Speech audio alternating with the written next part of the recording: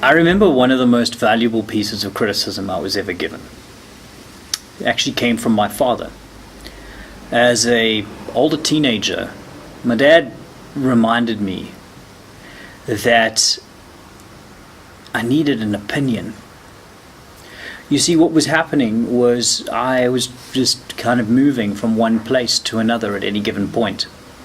I'd believe what anybody ever said, and I'd actually got to a point where I just agreed with everybody because I wanted everybody to like me.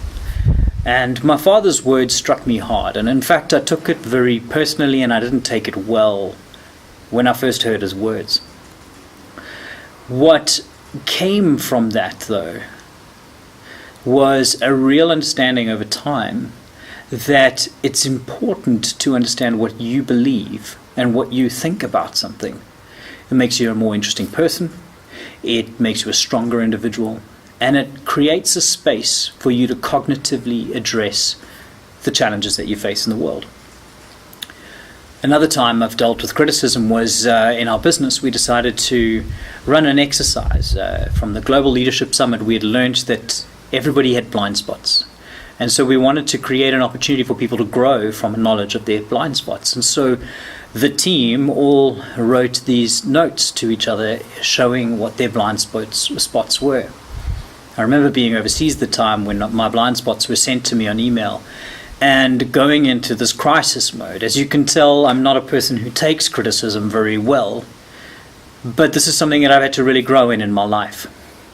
So I was reading through all this criticism, and I realized that this has incredible potential to damage people.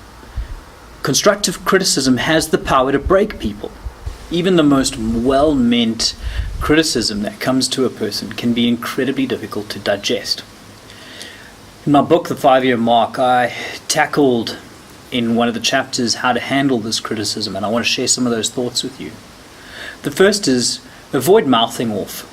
Avoid going out there and trying to build people up on your side and say, hey, do you know what so-and-so said? I really hate the way that he spoke about me, and he says that I need to change like this, that, and the other. And I think that kind of thing is really going to disrupt the tone of what you're hoping to get out of this, which is growth.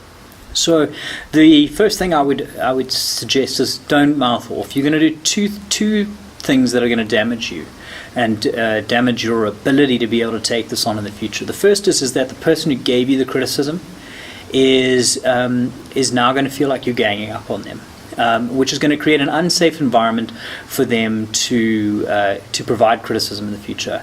And that unsafe environment is going to be detrimental to you in the long run, because it means that you as an individual won't be on the receiving end of feedback that can help you grow.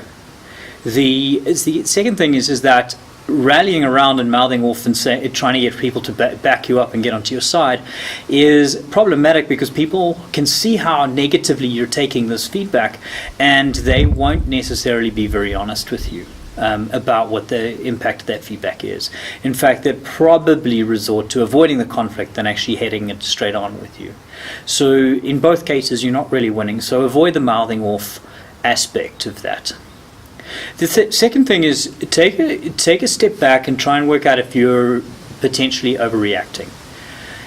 No matter what kind of criticism comes your way, most people react somewhat emotionally. Some react very emotionally. And the challenge is that very often criticism comes to us in a place where it hurts the most. Most people point at that one area that we know about, that we're trying to deal with, and then they're just pointing at our weakness. And it can be very difficult to deal with that. And so the one step is to sort of say, okay, well, let me go back and just say, okay, this criticism does hurt. It's making me angry, it's making me dissatisfied, it's making me frustrated. And to label the emotions that you're getting, but then to put them to one side. And then to revisit the criticism in a more logical fashion. And the reason being is because it's very difficult to look at it at face value when you're wrapping it up inside emotions that might be misrepresenting the information that you're looking at. The third thing that you can do is start to organize your feedback. So I remember doing a blind spots exercise at work and getting 7 pieces of feedback that spoke to blind spots of mine. And in organizing that information, I was able to then go and say, okay, well, there are actually 3 core things that 4 of the 7 actually spoke to three issues as a whole. And then what you can do with that organized information is then go and speak to a mentor, a friend, somebody you trust about these 3 issues. And you can start to decipher which ones are worth and which ones have worth and which ones don't. In my case, I took 7 pieces of potential blind spots, got them down to a core area of 3 issues that I needed to discuss.